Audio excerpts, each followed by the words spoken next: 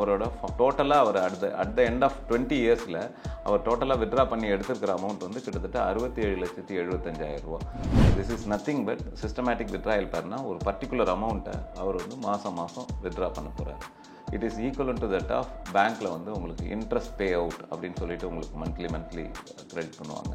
மாதம் 30,000 ரூபா. இது வந்து அவர் தான் ஒரு ஹெல்த் இன்சூரன்ஸ் வச்சுருக்கணும், ப்ளஸ் சொந்த வீடு இருக்குது அப்படின்னா ஒரு கணவன் மனைவிக்கு மட்டும் அன்றாடம் அவங்க 30 நாளே ஓட்டுறதுக்கு குறைஞ்சபட்சம் அவங்களுக்கு தேவை ஒரு 30,000 ரூபா. ஈக்விட்டிலையும் பார்ட்டிசிபேட் பண்ணணும், டெப்ட்லேயும் பார்ட்டிசிபேட் பண்ணணும், கமாடிட்டிஸ் கோல்டு அண்ட் சில்வர்லேயும் பார்ட்டிசிபேட் பண்ணணும். ஹைப்ரிட் மல்டி அசெட் ஃபண்டு இல்லைனா ஹைப்ரிட் பேலன்ஸ்ட் அட்வான்டேஜ் ஃபண்டு, இந்த 2 ஃபண்டு கேட்டகரியில் ஒருத்தர் இன்வெஸ்ட் பண்ணுறாரு 30 லட்சம் ரூபாயை அப்படின்னு.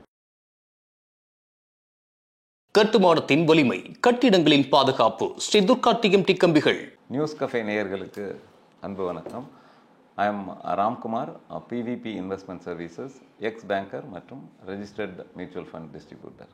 இன்றைக்கி ஒரு தனியார் கம்பெனிலேயோ இல்லை ஒரு அரசு துறையிலேயோ ஒருத்தர் வேலை பார்த்துட்டு தன்னோட ஓய்வு ஊதியமாக இல்லை தன்னோட பென்ஷன் மொத்த கார்பஸை அது வரைக்கும் அவர் சேர்த்து வச்ச ஒரு ப்ராவிடென்ட் ஃபண்டாக இருக்கட்டும் இல்லை ஒரு கிராஜுவிட்டியாக இருக்கட்டும், இது மாதிரி ஒரு கார்பஸ் ஒன்று அவர் கையில் இருக்குது அப்படின்னா அந்த பணத்தை அவர் தன்னோட வாழ்க்கையில் தான் மட்டும் என்ஜாய் பண்ணிக்கலாம் அப்படிங்கிறதுக்கு ஒரு ஒரு ஒரு ஒரு ஒரு ஒரு மினிமம் தொகை, எல்லாராலையும் ஈஸியாக எடுக்கிற ஒரு தொகையை, எல்லாராலையும் கைக்கு கிடைக்கிற அந்த ஒரு தொகையை வச்சுட்டு அவர் தன்னோட ரிமைனிங் இருக்கிற ஒரு 20 வருஷத்துக்கான வாழ்க்கையை எப்படி மேனேஜ் பண்ணுறாரு, அது மூலமாக அவர் தன் மனைவி இவங்க 2 பேரும் தங்களோட குடும்ப வாழ்க்கையை எப்படி மேனேஜ் பண்ணிக்கலாம் அப்படிங்கிற ஒரு கால்குலேஷனோட பார்க்கலாம். நிறைய நம்ம பார்த்துருப்போம், எஸ்ஐபியை பற்றி பார்த்துருப்போம், சிஸ்டமேட்டிக் இன்வெஸ்ட்மெண்ட் பிளான், எஸ்டிபின்னு ஒன்று சொல்கிறோம், சிஸ்டமேட்டிக் ட்ரான்ஸ்ஃபர் பிளான். இங்கே எப்படி ஒர்க் அவுட் ஆகுது போகுதுன்னா தன்னோட மொத்த கார்பஸை அவர் வச்சுக்கிறாரு, அதுலேருந்து systematic withdrawal plan. This is nothing but systematic withdrawal பிளான்னா ஒரு பர்டிகுலர் அமௌண்ட்டை அவர் வந்து மாதம் வித்ட்ரா பண்ண போகிறாரு. It is equal to that of பேங்க்கில் வந்து உங்களுக்கு இன்ட்ரெஸ்ட் பே அவுட் அப்படின்னு சொல்லிட்டு உங்களுக்கு மந்த்லி கிரெடிட் பண்ணுவாங்க. வேறஸ் மியூச்சுவல் ஃபண்டில் நம்ம இன்ட்ரெஸ்ட்டுங்கிற டேர்மை யூஸ் பண்ண மாட்டோம், பட் ரிட்டர்ன்ஸுங்கிறது தான் யூஸ் பண்ணுவோம். ஸோ அவர்கிட்ட இருக்கிற அந்த கார்பஸ் வந்து க்ரோ ஆகிட்டே இருக்கும். அந்த க்ரோத்லேருந்து அவரோட யூனிட்ஸை மாதம் ரெடீம் பண்ணி அந்த அமௌண்ட்டை விட்டு அவர் தன்னோட அன்றாட செலவுகளை பார்த்துக்கிறதுக்கு ஹெல்ப்ஃபுல்லாக இருக்கும். ஒரு கணவன் மனைவி 2 பேர் இருக்காங்க அப்படின்னா அவர்கிட்ட இன்றைக்கி ஒரு சொந்த வீடு இருக்குது அப்படின்னா ஓவராலாக ஒரு ஒரு ஒரு ஒரு ரீசனபிளாக அவருக்கு ஆகிற செலவு வந்து ஒரு கால்குலேட் பண்ணி பார்த்தோம் அப்படின்னா மாதம் 30,000 ரூபா. இது வந்து அவர் தான் ஒரு ஹெல்த் இன்சூரன்ஸ் வச்சுருக்கணும், ப்ளஸ் சொந்த வீடு இருக்குது அப்படின்னா ஒரு கணவன் மனைவிக்கு மட்டும் அன்றாடம் அவங்க 30 நாளே ஓட்டுறதுக்கு குறைஞ்சபட்சம் அவங்களுக்கு தேவை ஒரு 30,000 ரூபா. ஸோ ஒரு தனியார் ஊழியரோ இல்லை ஒரு அரசு துறை ஊழியரோ தான் ரிட்டையர் ஆனதுக்கப்புறம் கையில் வந்து ஒரு 30 லட்சம் ரூபாய் இருக்குது அப்படின்னா இந்த 30 லட்சம் ரூபாயை தாராளமாக அவர் என்ன பண்ணலாம் அப்படின்னா மியூச்சுவல் ஃபண்டில் ஹைப்ரிட் கேட்டகரிஸ் ஆஃப் ஃபண்ட்ஸ் அப்படின்னு இருக்குது. ஹைப்ரிட் கேட்டகரிஸ் ஆஃப் ஃபண்ட்ஸ் அப்படின்னா அந்த மியூச்சுவல் ஃபண்ட் வந்து ஈக்விட்டிலையும் பார்ட்டிசிபேட் பண்ணணும், டெப்ட்லேயும் பார்ட்டிசிபேட் பண்ணணும், கமாடிட்டிஸ் கோல்டு அண்ட் சில்வர்லேயும் பார்ட்டிசிபேட் பண்ணணும். ஹைப்ரிட் மல்டி அசெட் ஃபண்டு இல்லைனா ஹைப்ரிட் பேலன்ஸ்ட் அட்வான்டேஜ் ஃபண்டு, இந்த 2 ஃபண்டு கேட்டகரியில் ஒருத்தர் இன்வெஸ்ட் பண்ணுறாரு 30 லட்சம் ரூபாயை அப்படின்னு. அந்த 30 லட்சம் ரூபாயை இன்வெஸ்ட் பண்ணிவிட்டு அடுத்த மாதத்துலேருந்தே அவர் அதுலேருந்து என்ன பண்ணுறாரு அப்படின்னா 30,000 ரூபா சிஸ்டமேட்டிக் வித்ட்ராயல் பிளானில் ரிடீம் பண்ணி எடுத்துகிட்டு வர்றாரு. இது எத்தனை வருஷத்துக்கு எடுக்கிறாரு அப்படின்னா தொடர்ந்து ஒரு 20 வருஷத்துக்கு எடுத்துக்கிறாரு.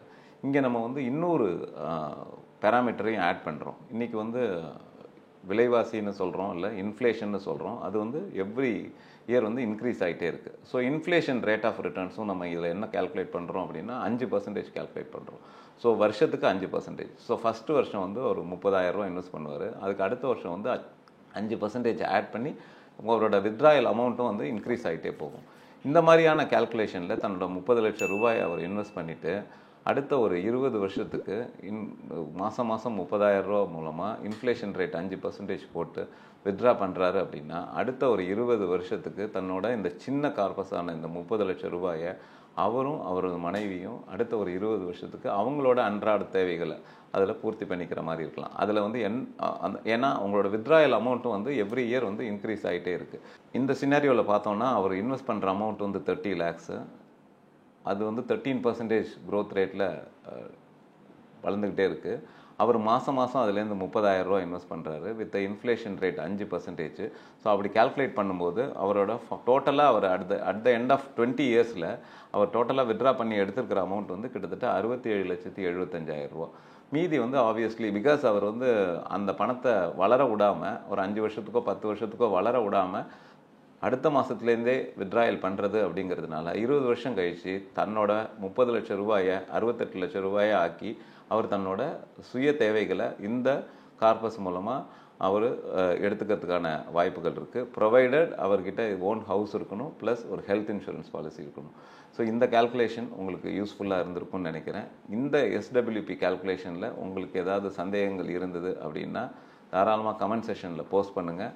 அதுக்கான ஆன்சரோட இன்னொரு வீடியோவில் உங்களை சந்திக்கிறேன். நன்றி. இந்த வீடியோ உங்களுக்கு பிடிச்சிருந்தா லைக் பண்ணுங்க, ஷேர் பண்ணுங்க, கமெண்ட் பண்ணுங்க. மறக்காம பெல் பட்டனை கிளிக் பண்ணிட்டு சப்ஸ்கிரைப் பண்ணிடுங்க.